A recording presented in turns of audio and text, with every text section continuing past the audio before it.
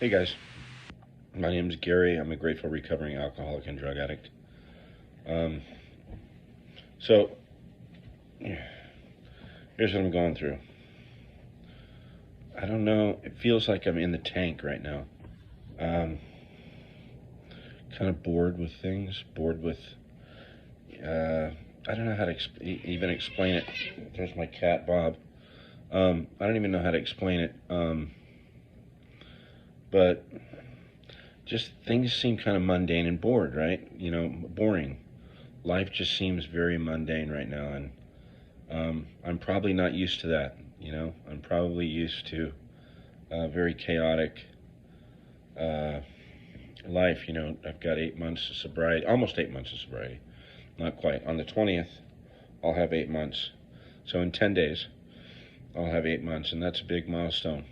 Um, any milestone in sobriety, whether it's 24 hours or 30 days or 10 years, it's huge.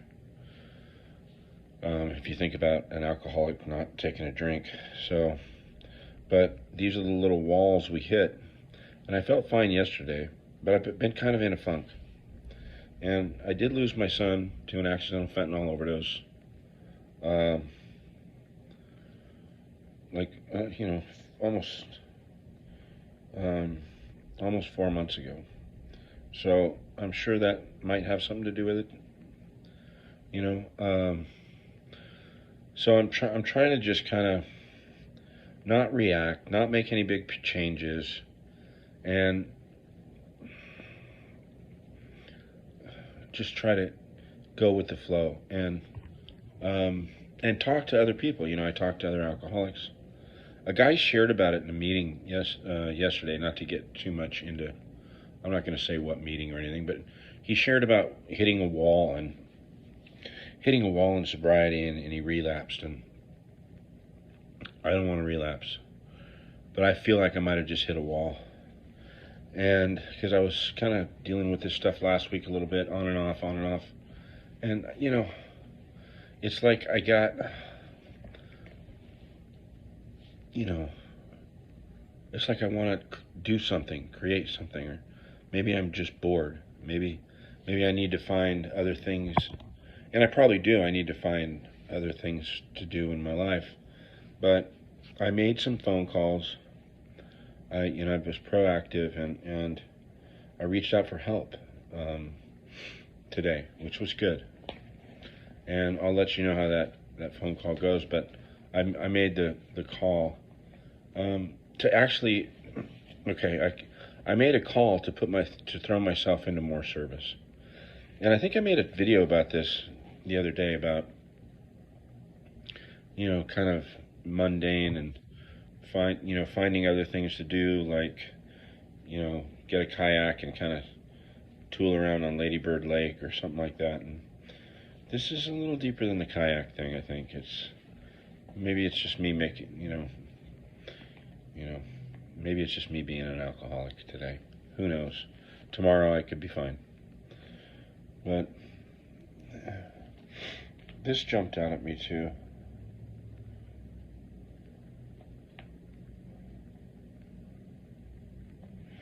Okay, there is a solution. Okay, this is on page 25 of this book, Alcoholics Anonymous. And I might be having a pride issue too. And I don't know if it might be work related. I don't know. I don't want to post that shit on here, but so I'm letting you know I'm in the book, I'm digging, and I'm trying to dig deeper into me, because I really can't put my finger on it and go, this is what's wrong, this is the problem. I can name a bunch of little things that are the problem, and maybe those things are a problem, and I just need to start working on one little thing at a time. And I have taken those actions to work on those little problems at a time. Some at work, and I'm not going to get into those on video, and some on, that just has to do with being of service and putting myself out there because it says in the book, intensive work with other alcoholics it's like that's always our solution. intensive work with other alcoholics, and that's what brings us joy. That's what gets us out of self. And when you're helping someone else, you're naturally going to experience some kind of joy from that. So let me just read this. And whether this applies or not, who fucking knows, right? There is a. I was into There Is a Solution, and so I grabbed this. There is a solution. Almost none of us like the self-searching, the leveling of pride, the confession of our shortcomings, and the process requires its successful consummation.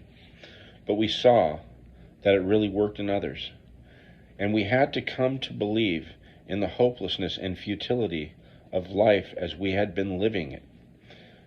When therefore we were approached by those in whom the problem had been solved, there was nothing left for us but to pick up the simple the simple kit of spiritual tools laid at our feet. This is the next paragraph is the fucking best. We have found much of heaven, and we have been rocketed into the fourth dimension of existence, of which we had not even dreamed. I want to be rocketed into that fucking fourth dimension, and I probably have. And here's the thing, like, I think there's different levels of being rocketed. That is just the coolest. Whoever wrote that, probably Bill Wilson, right? We have found much of heaven, and we have been rocketed into the fourth dimension of existence, of which we had not even dreamed. You know, I experience moments of that, but as far as life goes, I'm not there. You know, I'm not there. You know, and I guess I'm looking at my life right now. You know, I was talking to my dad on the phone earlier, and I got to tell you, okay, so let me just finish this thought. So, you know, I look at where I live, I look at how I'm doing, and I get down when I compare myself to others. And social media doesn't help that either. You know, you look at people on Facebook and their big houses and all that stuff, and it's a perfect way. I haven't been beating myself up, but I guess maybe I have. I mean, you know, I look at that stuff and I go, look how you live. Look what you're doing. You know, look at your career, and you know, I was at such a high level like 4 years ago, financially, and fucked up. You know, I was drinking and using, and I was achieving this high level of success. And then COVID hit, and then I lost everything in like a year. You know, the business, the nice house, the cars, everything. You know, I lost it all. And the more I lost, the harder I used, and I lost it quick. So I guess I'm right where God needs me to be or wants me to be, and I guess it, you know, goes back to this third step prayer and the seventh step prayer. You know, God, make me useful with who I am. And but I look at my life and I go, look where you were and look where you are now. And you know, when you look at the picture, it looks like I've gone 10 steps backwards, and sometimes it feels that way. But the reality of it is, I'm sober, and I have a shot at life, and things are going to get better. Things are going to get better financially.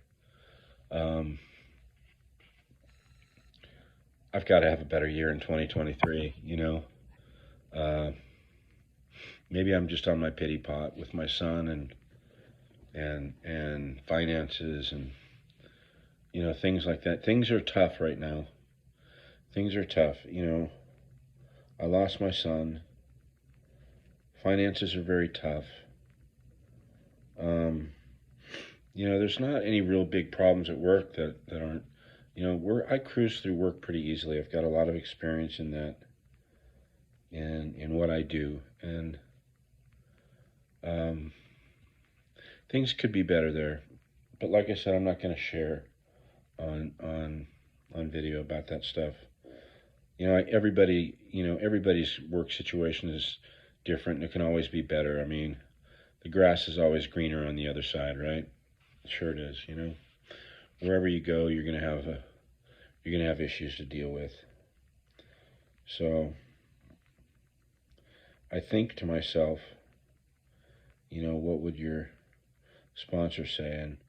And I had talked to him briefly on text last week. He's going through chemo and stuff, and he wasn't able to use the telephone, and so I have people in my arsenal, and this is a guy I've worked with and I've known for 20 years, and he would say this has nothing to do with that, and he's always said the solution is spiritual.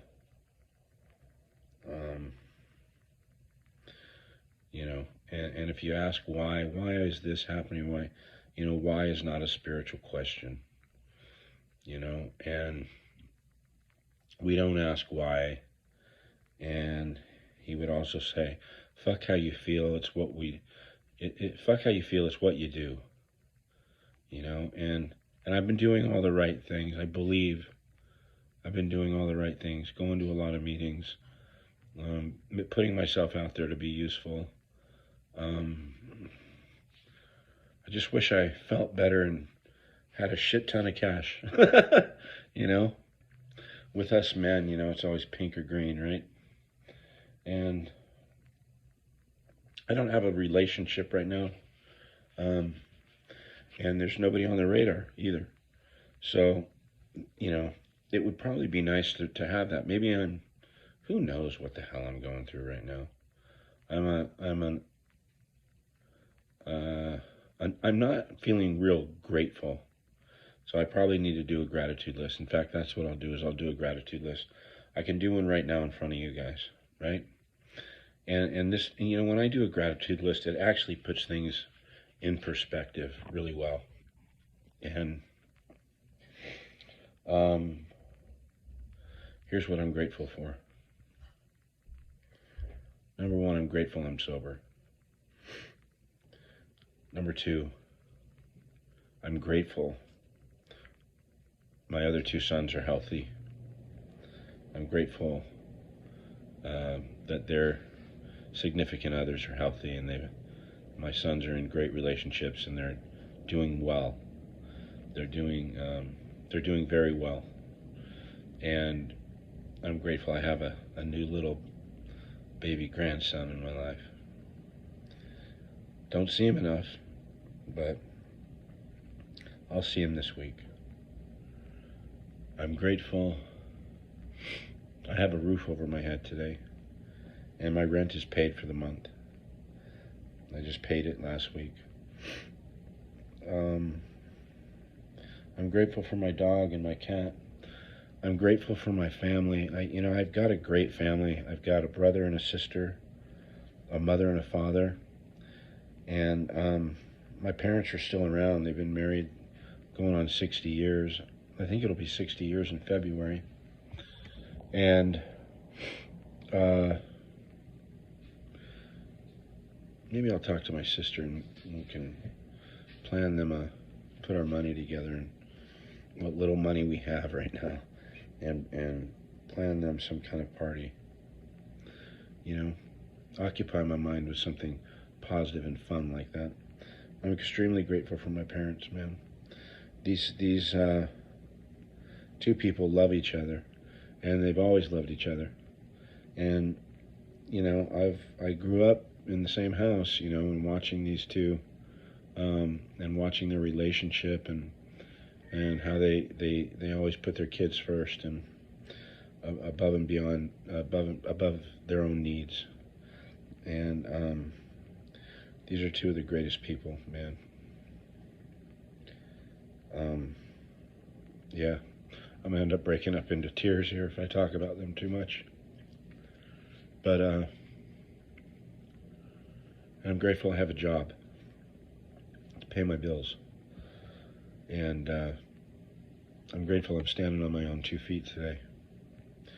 I'm grateful for Alcoholics Anonymous. I'm grateful I have my health. You know, I'm a very healthy guy right now, and I'm in pretty decent shape. I got a little bit around the middle, but not more than 2 months away from being in real good shape. You know, you know what I did tonight? You know, like when you're feeling. It was just like one of those winter nights, and I just wanted comfort, right? So what I did is I bought. This is not part of the AA program, okay? I bought Pillsbury Doughboy biscuits, right, and a fucking tub of butter that used to have the Indian on it. I forget what the fucking name of it. Now they took the Indian off. Still good though, but it's ridiculous.